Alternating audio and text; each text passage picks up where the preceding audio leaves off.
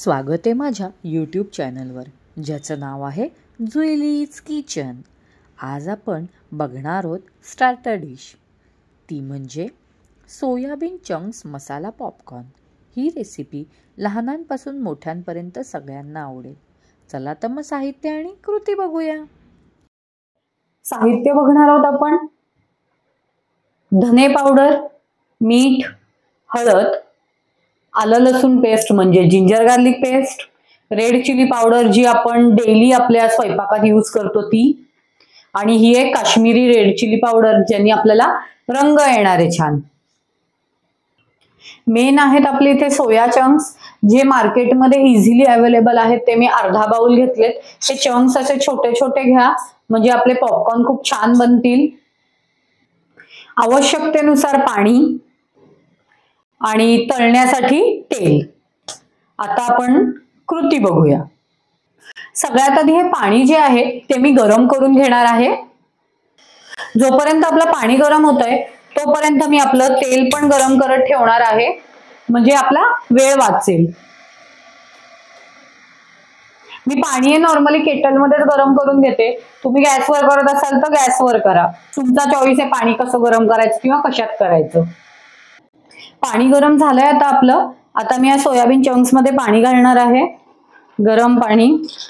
ते भिजतील एवढं पाणी घालणार आहे, जास्त नाही घालणार आहे.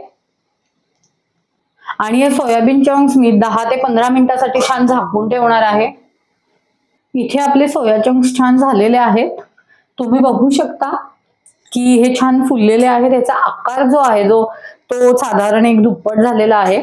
आता मी काय करणार आहे, यातलं पाणी निथळून घेण्यासाठी ह्या डावाचा मी वापर केलाय.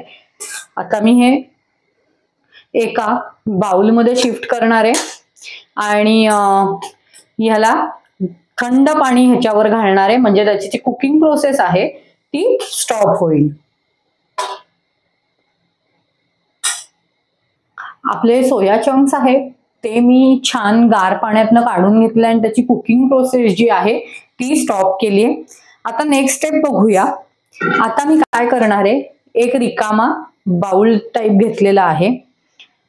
आता मी ह्यातले थोडे हातात घेणार आहे आणि ह्यातलं पाणी काढून टाकणार आहे हाताने छान दाबून.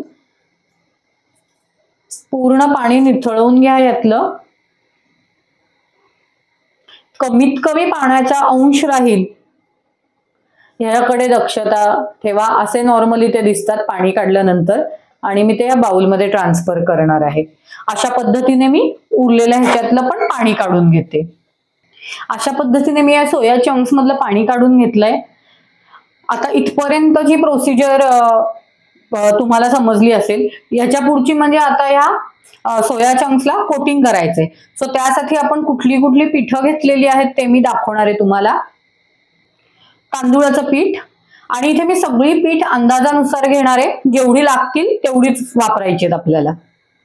तर तांदूळाचं पीठ, मैदा आणि कॉर्नफ्लॉवर. आता कोटिंगच्या प्रोसिजरला सुरुवात करू. कोटिंगच्या प्रोसिजरला सुरुवात करण्याआधी मी सगळे पहिले मसाले घालून घेणार आहे. सगळ्यात आधी ते म्हणजे मीठ चवीनुसार,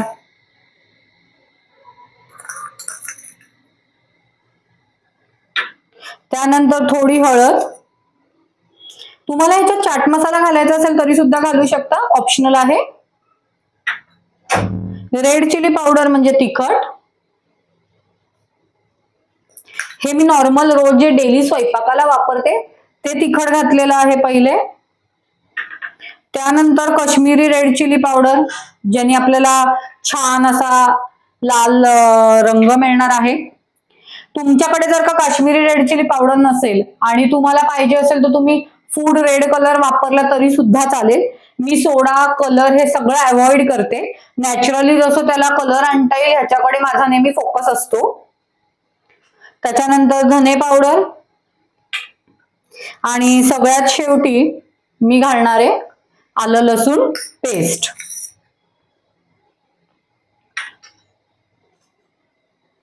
आता हे जे आपण सगळे जिन्नस घातलेले आहेत ते मी छान हाताने मिक्स करून घेणार आहे.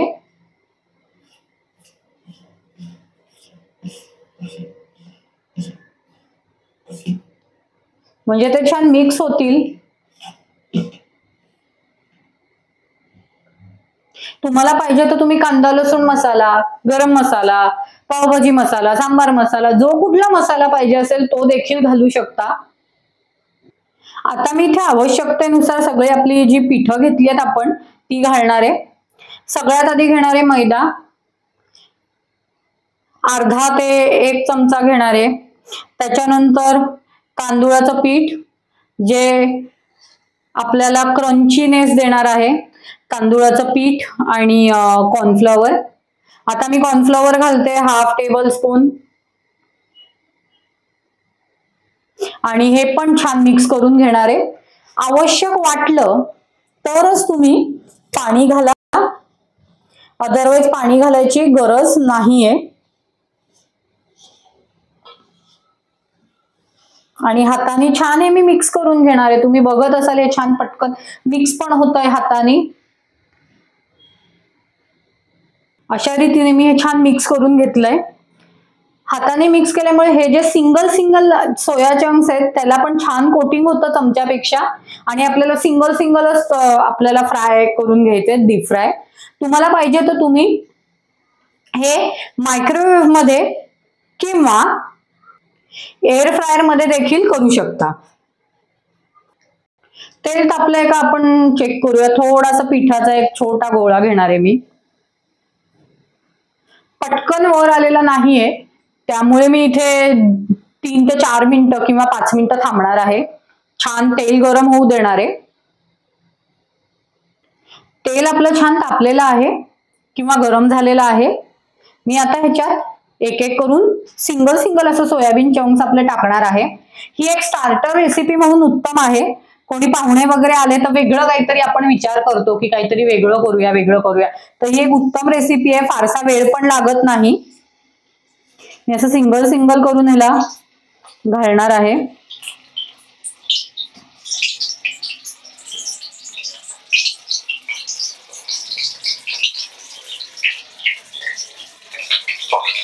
आणि फ्लेम जी आहे ती मी स्लो आणि हाय ठेवणार आहे. आपले सोया चंक्स छान गोल्डन ब्राऊन होईपर्यंत मी यांना डीप फ्राय करून घेणार आहे. तुम्ही बघू शकत असाल ते फुललेत अजून छान. आणि यांना क्रंची किंवा क्रिस्पी लागण्यासाठी मी ह्याच्यात तांदूळ आणि तांदूळाचं पीठ आणि कॉर्नफ्लॉवरचा वापर केलेला आहे. अजून 1 ते 2 मिनिटं मी छान हे तेलात डीप फ्राय करून घेणार आहे, छान असा गोल्डन ब्राऊन होईपर्यंत.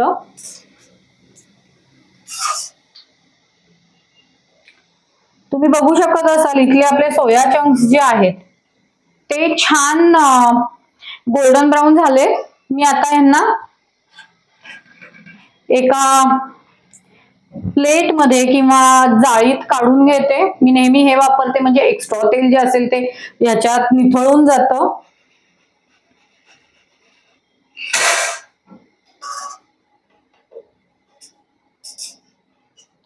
अशा पद्धतीने मी अजून थोडे तळून घेणार आहे आणि ह्याला मी नाव दिलंय सोया चंक्स पॉपकॉर्न. कारण हे अतिशय दिसायला छोटे आहेत आणि पॉपकॉर्न जसे आपले छोटे छोटे असतात तसे हे छोटे आहेत म्हणून मी याला सोयाबीन चंक्स पॉपकॉर्न असं नाव दिलेलं आहे.